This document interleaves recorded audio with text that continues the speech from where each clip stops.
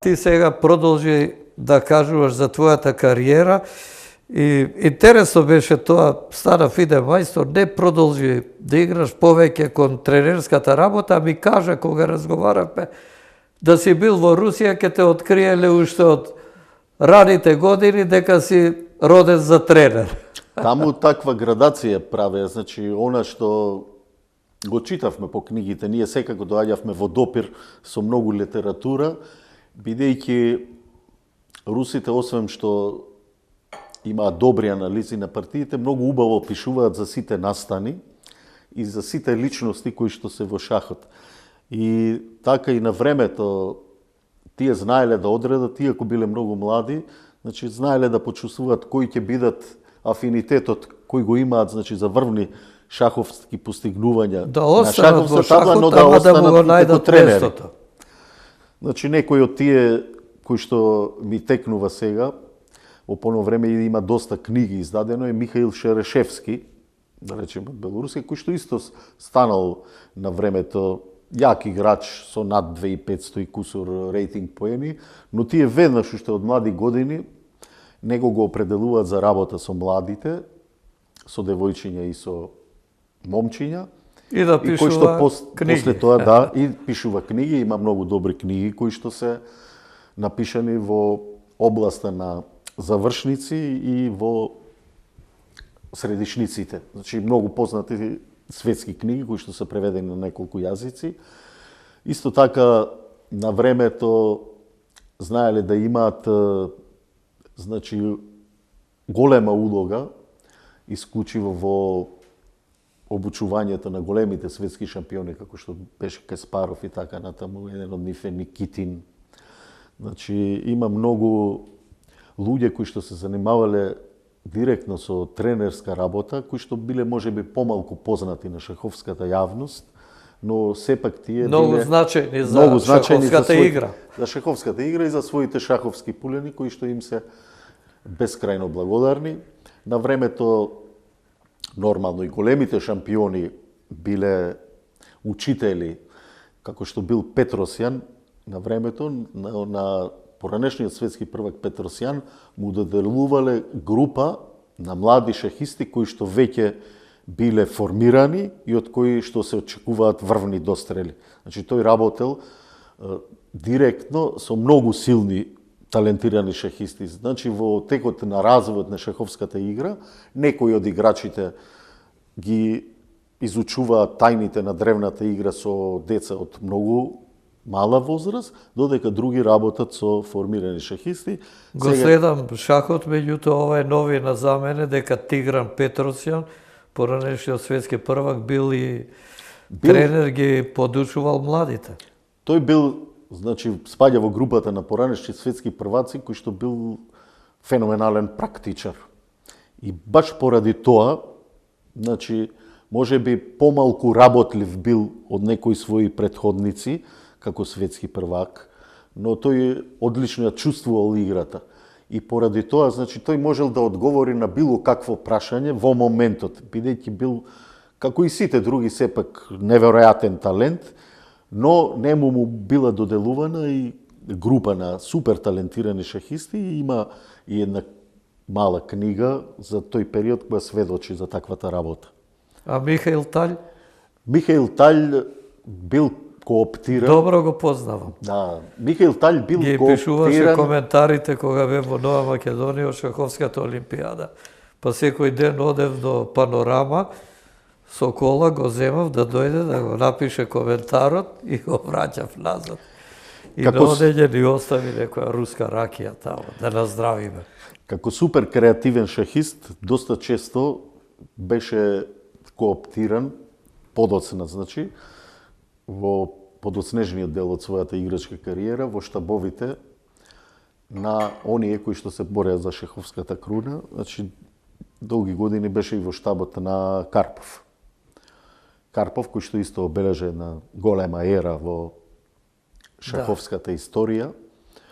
Впрочем, и јас ја имав таа среќа, значи, на два пати кога гостуваше во Македонија, да се среќавам. Првиот пат, како многу млад, бев демонстратор на шаховскиот турнир Средбата на солидарноста 76 година.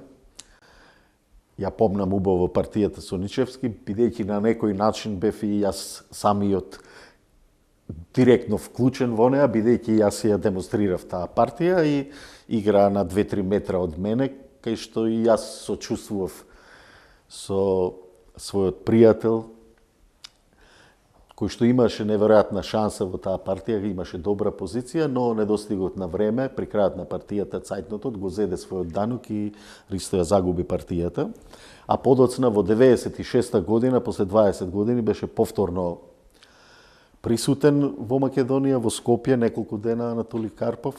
Тогаш имав повеќе можности да се дружам, бидејќи во моментов бев актуелен селектор на репрезентацијата на Македонија, но и низ муабетите со Карпов фактички најдовме многу заеднички теми и доста голем дел од времето го поминувавме заедно, кај што дискутиравме за шах и понешто проанализиравме.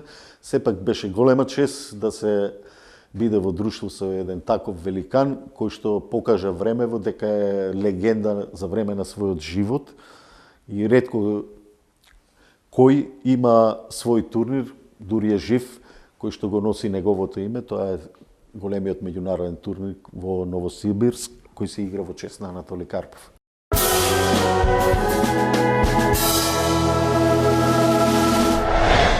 Сега продолжуваме со твојата селекторска кариера. Имаше една Олимпијада Москва со женската репрезентација, со машката Ереван и доаѓа Истанбул, исто така Олимпијада, во меѓувреме со посебно интересирање беше следена. 98 од овде, од македонската 98 игравме во Елиста. Таму немавме некој забележителен пласман, иако имавме одлични настапи. Но во секој случај тоа е една република во која што поголемиот дел од населението се така наречените калмици, кои што носат потекло од Џингис Кановото царство, после распадот од 12 век. Калмиците забегале ваму на запад и тука останале. Тие каде се покрај Каспиското море? Покрај Касписко и Црно, во тој некој период. Таму имавме добри шанси, но во текот на турнирот, при крај на турнирот, бидејќи имаше огромни временски разлики, поголем дел од репрезентативците се разболеа и на крај игравме фактички со изнудени состави. Но веќе следната Олимпијада, 2000 година во Истанбул, ние постигнуваме фантастичен резултат. Ние сме на делба од 8 до 13 место, на која што Олимпијада се истакна посебно нашиот велемајстор Драгој Пјачимовиќ, кој што освои златен медал на третата табла.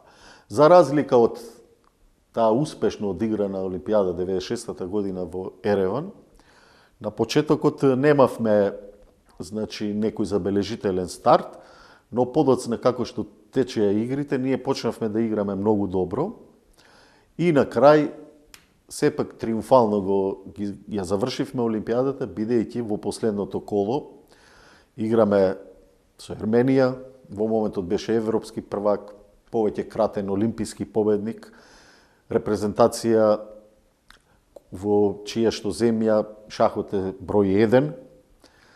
На самата Олимпијада имаше сигурно 40 до 50 луѓе во самата делегација. Се сеќавам дека на последното коло тие беа среќни што нас не добија за противник и не можеше да се приде од ерменци на мечот.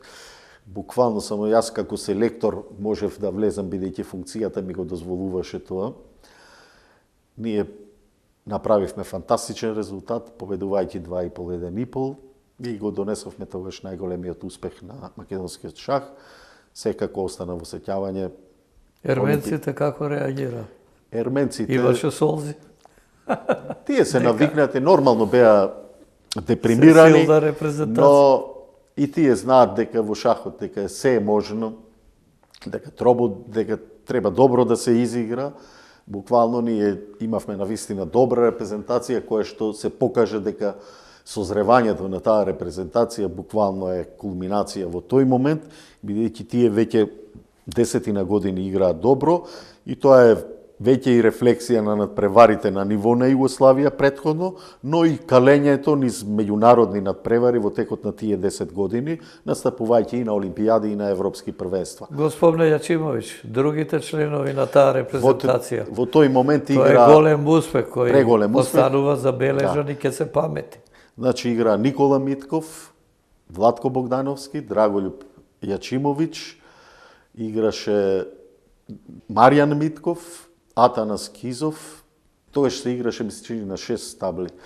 Да, во секој случај беше фантазија. И Трајко Недев го заборавив, играше одлично и сега ми текна дека испушти победа во последното коло со Сымбат Лупутјан со Трајко Арменија. Недев подоцна Беше подобар. почна да ги освојува и титулите првак на Македонија. Да, мислам, тој имаше континуирано добри настапи и во таа партија имаше добиена позиција, но погреше и за жал загуби, инаку ќе доживеа арменците катастрофа.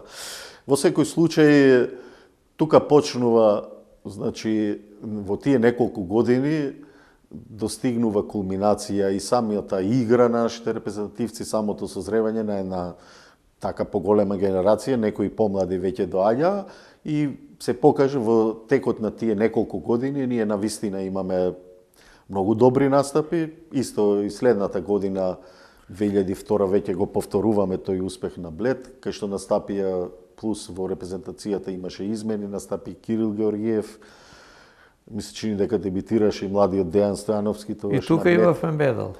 Таму на Блед не освоив медал, но имавме фантастичен од 7 до 11 место пласман на репрезентација. А 2004 во Калвија на Мајорка Владимир Георгиев освои сребрен медал, а во меѓувреме на Европско првенство во Пловдив освоивме 2 медали, значи Кирил Георгиев освои бронзен медал на Европското првенство во Пловдив, а Трајко Недев сребрен на својата табла.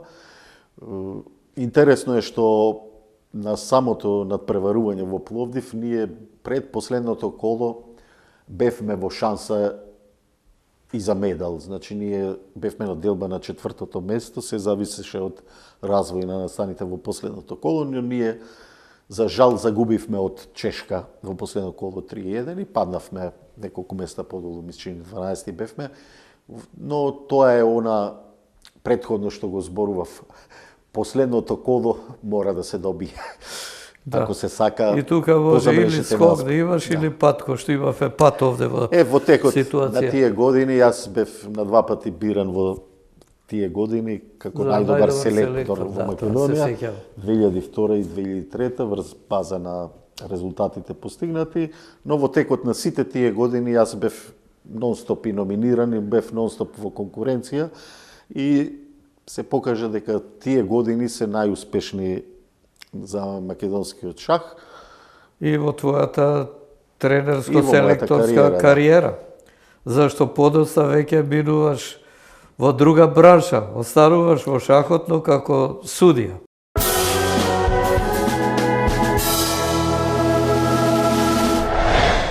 И сега не може да се замисли организација на некој надпревар во Македонија, ти да не си таму присутен, односно главен околу реализацијата на тој турнир и водењето на турнирот.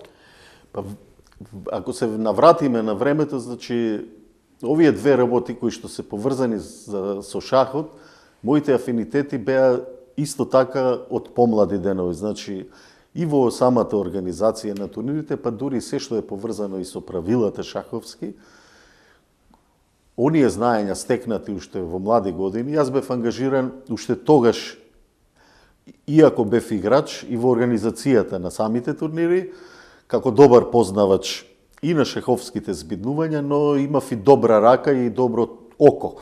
Значи, технички да ги средувам и да им помагам, бидејќи, она што ми го дал Господ, талентот и во таа сфера, нормално беше да на некој начин ме искористуваат организаторите на турнирите во Македонија и јас припомагав и при организацијата, иако и настапував на самите турнири. Стекнатите искуства кои што ги имав за 10 години, 11, колку што бев присутен како селектор на меѓународна сцена, исто доста припомогнаа јас да почувствувам на самите турнири она што е најважно. Значи, она што го сакаат шахистите и кон што треба да биде насочено вниманието на шаховските организатори секаде во светот. И тоа почнав бидејќи имав и најголеми искуства со текот на времето, значи негде од 2005 година, веќе сериозно бев ангажиран од Шаховската федерација на Македонија во поглед на организирање на турнири. Понатаму следат, секаде сум бил главен судија, значи чувството за одговорност е многу голема работа. Значи, релативно исто доста млад се соочувам со таа улога на шаховските турнири и во текот на годините доаѓа потврда за мојата работа, бидејќи секогаш ми велеа зошто го работиш тоа, секаде се трудиш до перфекционизам да ги доведеш работите. Тоа никој не го плаќа, не го цени. Но јас така бев навикнат да се однесувам секогаш исто, без оглед на рангот на надпреварување, дали ќе е некое обично турнирче за деца или некој најголем меѓународен спектакл, мојот однос беше подеднаков. Да стапуваш исто како да е сениорско првенство. Да. Потоа почнуваат, значи, да стигнуваат големи признанија, се виде на турнирите кои што се организира, освен првенствата на Македонија и екипните првенства, доаѓаат во некои периоди, значи, турнирите на Open Karpoš, турнирите на Алкалуит и така натаму.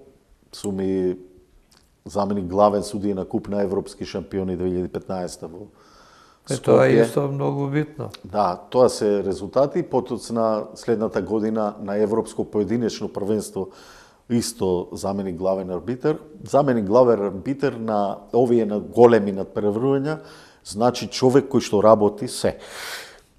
Практично значи, буквално се. главниот. Да. Значи, обично е главниот човек е фигура кој што има стекнато многу одамнешно искуство, кое што е многу битно за односот и со актерите, но и за односот со организаторите, односно исполнување на сите желби, а тие не се баш мали и едноставни на сите водечки шахисти. Например, во Скопје ќе му света светлото на Крамник, толку луксеви да биде, онолку луксеви или нешто друго.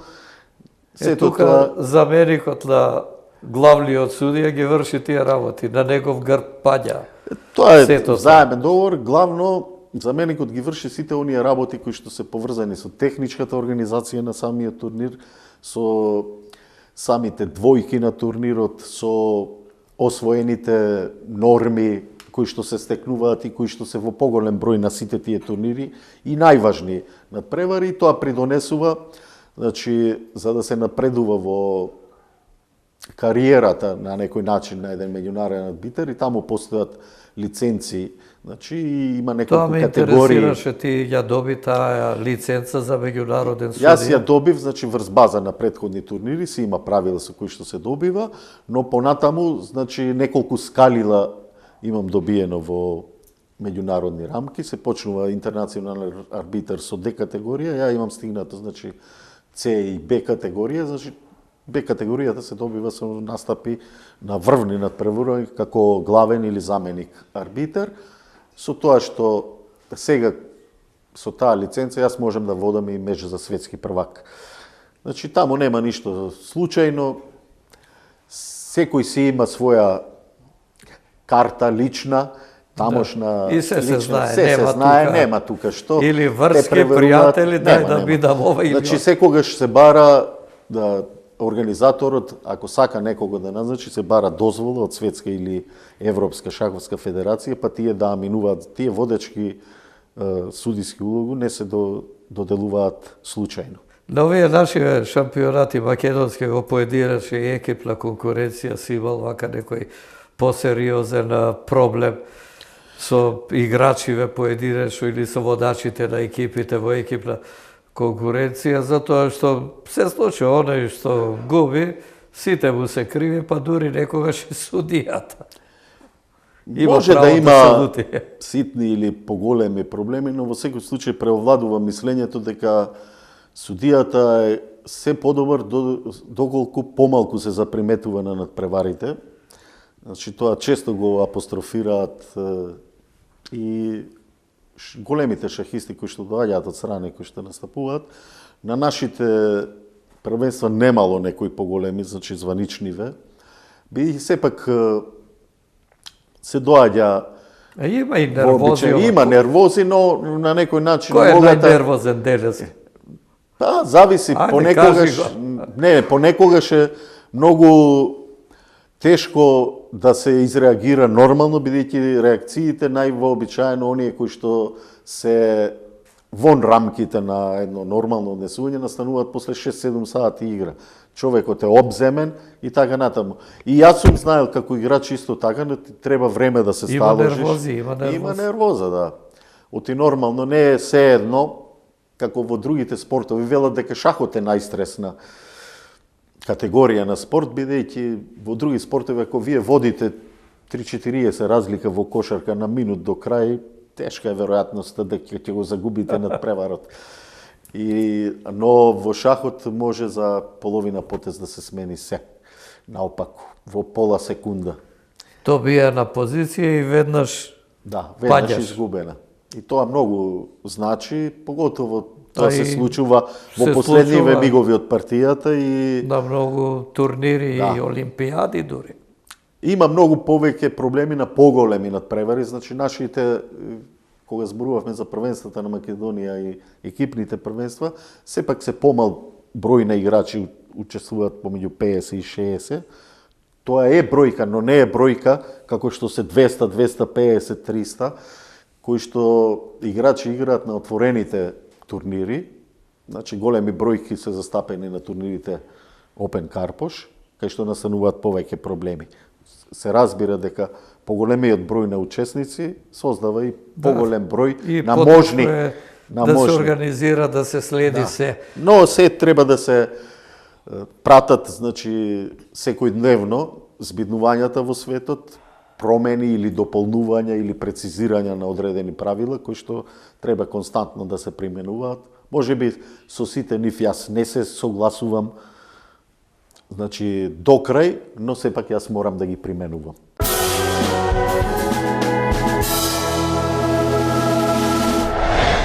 Добро, еве ти ја раскажа својата шаховска биографија од играч, тренер, па тренер и во моментите кога си бил играч, па потоа продолжуваш да бидеш активен шахист, меѓутоа си и организатор, па потоа и шахист и судија и на крајот судија, значи една богата шаховска кариера, исполнета со се она што е присутно во шахот. Од играње до селектирање и до тренер на поедини шахисти. Тоа значи дека си оставил печат во нашето шаховско живење, па како резултат на тоа дојде и една награда, па кажи ни нешто за тоа. Да, годинава ми беше доделена наградата 8 септември за животно дело. Секако сум горд на таа награда. Другите треба да кажат за себе потешко да зборуваш, но имаше голем одек, не само овде во Македонија и во светот. Многу голем број честитки пристигнуваат тие денови и едно признание за долгогодишната, повеќе од 40 годишна работа, бидејќи мојата кариера буквално опфати се. Буквално од најмали нозе до сега и првиот човек кој што во Македонија има 2 меѓународни титули, значи едната и како играч, другата и како арбитар. Но поважно од сете тоа, мене ме радува што и во текот на овие години се уште пристигнуваат признанијата за онаа работа која што ја работам и сметам дека ја работам на квалитетно ниво. Сите шахисти кои што доаѓаат на нашите турнири тука не си одат без да дојдат лично да се поздрават со мене како главен арбитер и да ми честитаат за добрата организација на турнирите. Значи, мене посебно ме прави горд наградата за животно дело, но и самите постапки на директните актери на турнирите исто така се голем поттик за мене и понатаму да продолжам со работа, секако и правилно да ги насочувам нашите млади шахисти кои што доаѓаат и кои што низ муабети доаѓаат со мене, иако сега се тоа веќе нови генерации кои што доаѓаат, сметам дека во нашиот шах предстои создавање на една нова генерација на млади шахисти кои што допрва би требало да го покажат својот максимум и со успех да ги заменат оние генерации кои што јас ги водев на шаховското поле. Сакам да те прашам на крајот токму за младите, дали имаме надежи и ти тоа го кажа. Да кажам дека наградата за животно дело не значи крај на твојата кариера, напротив, ти си би рекол во полна енергија и ќе продолжиш и натаму како арбитар, а по младите и да ги советуваш некогаш, па бидејќи ги гледаш партиите по партијата, да му кажеш таму погреши, можеше да одиграш ова, тоа е корисно за тие млади играчи, за нивниот натамошен развој. За нашите гледачи, на крајот од емисијата да кажам дека тоа беше нашиот познат човек во шаховскиот свет, Иван Кочовски.